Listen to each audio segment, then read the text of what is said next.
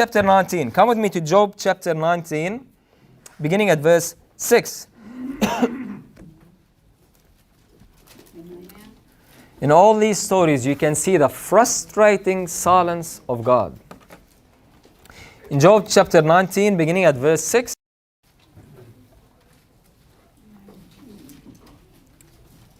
Amen? Amen.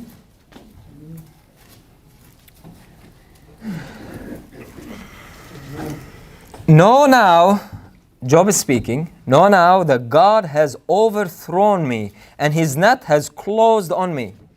Behold, I cry out violence, and I am not answered. I cry aloud, but there is no justice. He has fenced me up. He has fenced up my way so that I cannot pass, and he has set darkness in my path. Chapter 23 of the same book, chapter 23, beginning at verse 8. Job is seeking God. He's looking for God. But here we see his words, his frustration. In Job 23 and verse 8, behold, I go forward, but he is not there, and backward, but I cannot perceive him. On the left hand, where he does work, but I cannot behold him. He hideth himself on the right hand, that I cannot see him. David said, even if I stand up to heaven, thou art there. If I go down to hell, thou art there. If I go here, thou art there. Job is saying, I go to the left, I can't see him. I go forward, I can't find him. I go to the right, he hides himself from me. The frustrating silence of God. He prayed for God, but there was no answer. He looked for God, but he could not find him. Why was God silent in this story? We don't have time to go through the whole book, as I just said, but it's important to understand a couple of things. The first thing, it was not God who brought the suffering upon Job, as we all know that, right? God simply allowed Satan to do his work, and Satan afflicted Job, but nonetheless, God took the responsibility, right? God told Satan, you have moved me against him to destroy him. God took the responsibility, but it was not God who brought the suffering and all this disaster upon Job, right? That's the first thing we have to keep in mind.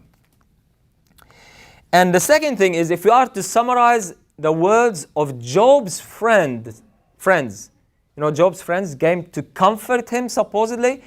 Job's friends, their words to Job were this: Job, we know why you're suffering. You are suffering because you have done some sin, and God is punishing you for it. You are suffering because you must have done something in the past. You definitely have done something, because God would not do that to a righteous man. You did something wrong, Job, and you must find out what it is and confess it. Now we know that is not the case either, because God rebuked the friends of Job. So when suffering comes upon you, don't think that God is punishing you. This is not the God we worship. Right? This is not the God that we worship. But the question still remains, why no answer?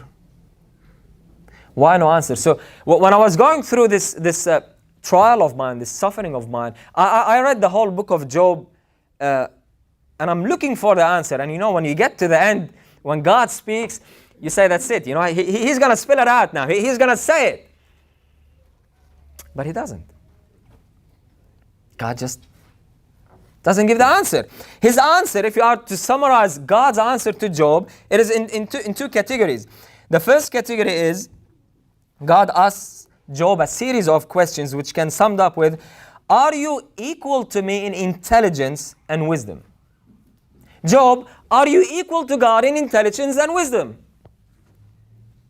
Now the man is suffering, the man is crying, the man is seeking God and can't find him, and God appears on the scene and says, Job, tell me something. Are you as wise as me? Are you as intelligent as I am? And the second series of, the second category of answer God gives him is, he tells him the Creator is greater than his greatest creation. No one, not even righteous Job, can tell God how to run the universe. Amen. God's wisdom is too great for mortals. So when God finally speaks, when God finally answers Job, when after Job went through this experience of loss, of suffering, of mockery, of shame, of anguish, of depression, God gives Job a perspective.